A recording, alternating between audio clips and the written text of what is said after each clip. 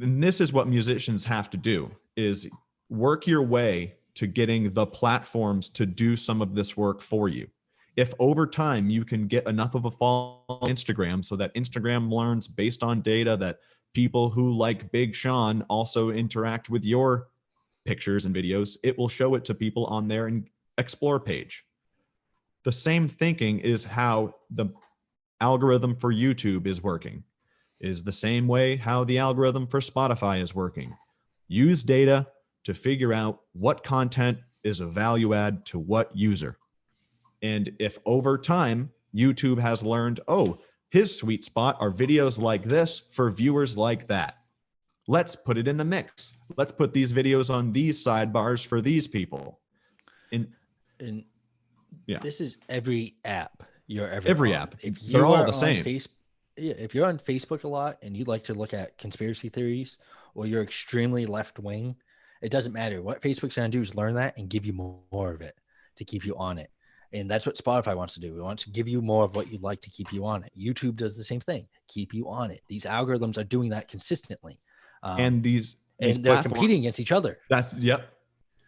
Really, Facebook and Instagram are owned by the same company. That's why you can get an ad on Facebook, and if you stop for a second and look at it, Instagram knows, and they'll show you that same ad because they're owned by each other. YouTube and Spotify are competing against each other. So really, they both have different algorithms. Pretty damn similar, I'm sure, but their ultimate goal is to keep you there. Yep. And I think that's what people forget. That Spotify's goal is not to say, hey, you like 2 Chainz? This sounds like 2 Chainz. You may like it. They don't want to do that. They want to go, you like 2 Chainz, you also listen to Mary J. Blige. So don't all these other people, and they like this artist. We have data supporting it, not just sound similar. YouTube, right. Yeah. Or they could even learn like, oh, based on the songs you've listened to in the past 3 days, we have determined that you are upset. So we're going to show you these songs today. Oh, over the last 4 days, you've played I Just Had Sex 87 times. We're going to show you these songs. Like, it's crazy. Knows. It's crazy to think how like Facebook knows if you look at an ex's profile and you're looking at it, and then all of a sudden you'll start to see, even if it's their similar friends in the profile, like, you may know these people. Well, yeah, I know all those people. Why are you doing this to me? Spotify's trying to do the same thing. And yeah, it's crazy. Technology is crazy, but ultimately they won't do it without data. And that's, established artists usually don't need data. If they need anything, it's a boost at the beginning. They already have the data. It's already working on their side. They just want it to do more. And that's kind of what his situation was. And some other artists we work with, their situation. No one wants, if you're paying for all of your streams, even 100,000 streams, if you're paying for every single one, you're not going to make money. No, it's way too expensive. And it's not sustainable. It's not. Why would you want to? If you're always just paying for streams, you're paying for appearance. You're not paying because you're not making music anymore because people like it. You're making music because you like to, which is fine. But do you like to make music, or do you like the appearance of making music and looking popular?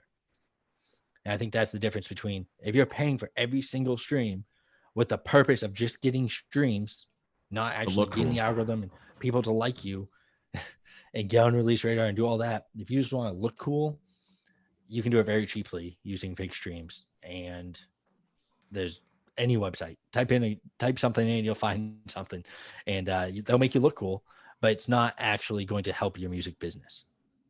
Yep. If anything, it'll more likely hurt it, because these platforms, just like if you buy 1 million fake followers, Instagram will go clean them out. Spotify, if you buy a bunch of fake streams, it will go and clean them out. Or maybe not clean the streams out, but it'll clean you out of the system so that these fake streams stop coming in. And they sell Spotify followers too. Yeah, get 500 in a day. Recently. Yeah, we were talking to someone recently who is dead set that they need more followers in order to get signed to a record label, because someone told someone that that's what you need.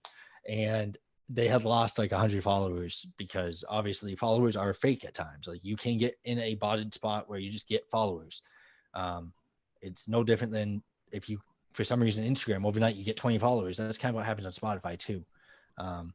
But they'll go away. and they were going away from this profile.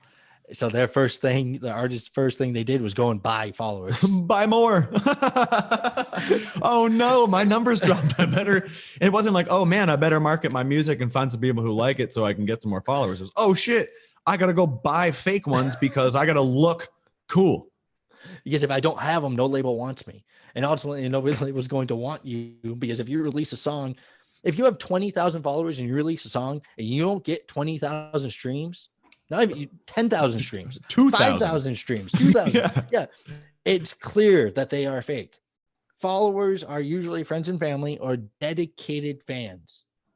Very dedicated Like fans dedicated, who because want the reminder of the that is all a follow does.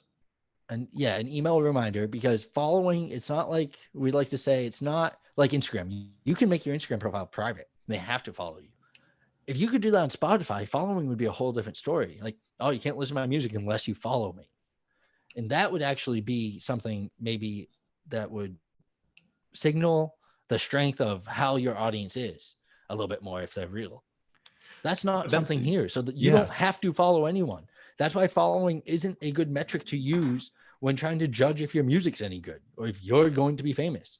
Because I don't think I follow a single artist on Spotify. There's no need.